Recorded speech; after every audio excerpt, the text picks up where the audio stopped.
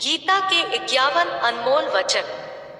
कोई कुछ भी कहे, बस अपने आप को शांत रखो, क्योंकि सूरज कितना भी तेज क्यों न हो, समुद्र सूखता नहीं है। जहां आपकी कोई कीमत नहीं है, वहां पर रुकना अनुचित है, चाहे वो किसी का घर हो या किसी का मन। जब कोई हाथ और साथ दोनों ही छोड़ देता है, तब कुदरत कोई ना कोई उंगली पकड़ने वाला भेज देता है। उन्हीं का नाम कान्हा है। जो मन को नियंत्रित नहीं करते हैं, उनके लिए वह शत्रु के समान कार्य करता है। हे अर्जुन, व्यक्ति जो चाहे बन सकता है, यदि वह विश्वास के साथ इच्छित वस्तु पर लगातार चिंतन करे। सिर्फ दुनिया के सामने जीतने वाला ही विजेता नहीं होता, बल्कि किन रिश्तों के सामने कब और कहां पर हारना है, यह जानने वाला भी विजेता होता है। जो लोग बुद्धि को छोड़कर भावनाओं में बह जाते हैं, उन्हें हर कोई मूर्ख बना सकता है। वक्त से पहले मिली चीजें अपना मूल्य खो देती है, और वक्त के बाद मिली चीजें अपना महत्व। मनुष्य को अपने कर्मों के संभावित परिणामों से प्राप्त होने वाली विजय या पराजय, लाभ या हानि, प्रसन्नता या दुख इत्यादि के बारे में सोचकर चिंता से ग्रसित नहीं होना चाहिए। आत्मा पुराने शरीर को वैसे ही छोड़ देती है, जैसे मनुष्य पुराने कपड़ों को उतारकर नए कपड़े धारण कर लेता है।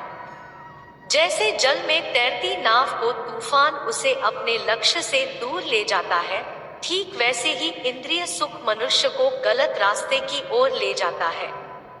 आपका विश्वास एक पर्वत को भी खिसका सकता है, लेकिन आपके मन का संदेह दूसरा पर्वत खड़ा कर सकता है। हमारा खुद पर विश्वास होना बहुत ही जरूरी है, क्योंकि हम अपने रास्ते पर खुद चलते हैं। वक्त कभी भी एक जैसा नहीं रहता है। उन्हें रोना भी पड़ता है जो बेवजह दूसरों को रुलाते हैं। अपनी इच्छा शक्ति के माध्यम से अपने आप को नई आकृति प्रदान करें। कभी भी स्वयं को अपनी आत्म इच्छा से अपमानित न करें। इच्छा एकमात्र स्वयं का मित्र होता है, और इच्छा ही एकमात्र स्वयं का शत्रु है। अपनी पीड़ा के लिए संसार को दोष मत दीजिए। अपने मन को समझाओ, तुम्हारे मन का परिवर्तन ही तुम्हारे दुखों का अंत है। खुद को कमजोर कभी नहीं समझना चाहिए। अगर आप गिरते हो तो उठने का प्रयास करो, लड़ो, पूरी निष्ठा से अपना कर्तव्य कर्म निभाओ, बाकी सब मुझ पर छोड़ दो। हो सकता है हर दिन अच्छा ना हो, लेकिन हर दिन में कुछ अच्छा जरूर होता है। धैर्य रखिए। कभी कभी आपको जीवन में सबसे अच्छा पाने के लिए सबसे बुरे दौर से गुजरना पड़ता है। रोना बंद करो और अपनी तकलीफों से खुद लड़ना सीखो, क्योंकि साथ देने वाले भी श्मशान से आगे नहीं जाते। समय जब न्याय करता है, तब गवाहों की आवश्यकता नहीं पड़ती है।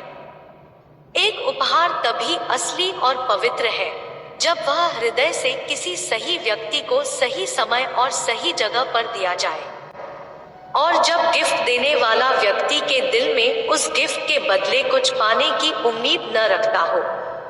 सुंदरता आपकी दृष्टिकोण में होती है। किसी को कीचड़ में खिला कमल भी लुभाता है, और किसी को चांद में भी दाग नजर आते हैं।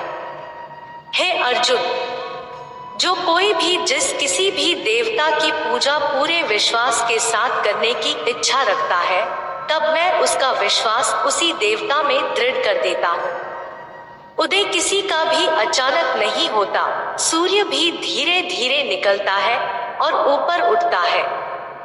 धैर्य और तपस्या जिसमें है, वही संसार को प्रकाशित कर सकता है। हे अर्जुन, स्वर्ग प्राप्त करने और वहां कई वर्षों तक वास करने के पश्चात एक असफल योगी का पुण्य एक पवित्र और समृद्ध कुटुंब में जन्म होता है। हे अर्जुन, जो व्यक्ति अपने समान सर्वत्र सम देखता है, चाहे वह दुख हो या सुख हो, वह परम योगी माना जाता है। प्रेम हो या प्रार्थना ये तो मालूम नहीं, पर जो आपसे है किसी और से नहीं। अहंकार और संस्कार में फर्क है। अहंकार दूसरों को झुकाकर खुश होता है। संस्कार स्वयं झुककर खुश होता है। सेवा सबकी करो मगर आशा किसी से मत रखो, क्योंकि सेवा का सही मूल्य ईश्वर ही दे सकते हैं। जब सत्य की असत्य से लड़ाई होगी तो सत्य अकेला खड़ा होगा और असत्य की फौज लंबी होगी, क्योंकि असत्य के पीछे मूर्खों का झुंड भी होगा। अकेले रहना तुम्हें यह भी सिखाता है कि वास्तव में तुम्हारे पास स्वयं के अलावा और कुछ भी नहीं। जब परिवार के सदस्य अप्रिय लगने लगे और पराये अपने लगने लगे तो समझ लीजिए विनाश का समय आरंभ हो गया है। क्रोध आने पर चिल्लाने के लिए ताकत नहीं चाहिए, मगर क्रोध आने पर चुप रहने के लिए खूब ताकत चाहिए होती है।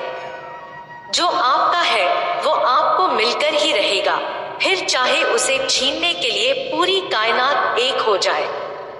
दो प्रकार के व्यक्ति इस संसार में स्वर्ग से भी ऊपर स्थित होते हैं।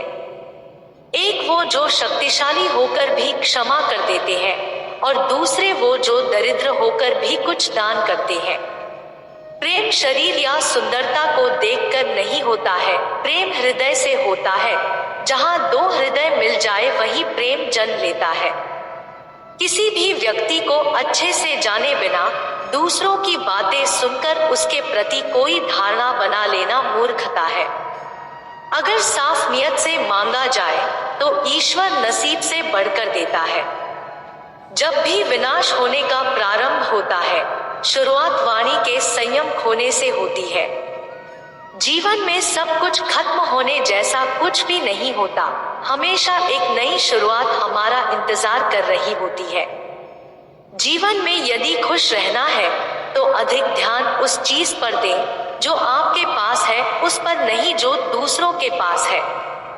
उस दिन हमारी सारी परेशानियां खत्म हो जाएगी, जिस दिन हमें यकीन हो जाएगा कि हमारा सारा काम ईश्वर की मर्जी से होता है। विपत्ति में धैर्य, वैभव में दया और संकट में सहनशीलता ही श्रेष्ठ व्यक्तियों के लक्षण है। जो व्यक्ति स्पष्ट और सीधी बात करता है उसकी वाणी कठोर जरूर होती है, लेकिन वह कभी किसी के साथ छल नहीं करता। जो अच्छा लगे उसे ग्रहण करो और जो बुरा लगे उसका त्याग, फिर चाहे वह विचार हो, कर्म हो या मनुष्य। बुराई बड़ी हो या छोटी हमेशा विनाश का कारण बनती है, क्योंकि नाव में छेद छोटा हो या बड़ा नाव को डुबा ही देता है। परिवार और समाज दोनों ही बर्बाद होने लगते हैं जब समझदार मौन और नासमझ बोलने लगते हैं। आप वापस नहीं जा सकते हैं और शुरुआत को नहीं बदल सकते हैं, लेकिन आप जहां हैं वहीं से शुरू कर सकते हैं और अंत को अवश्य बदल सकते हैं।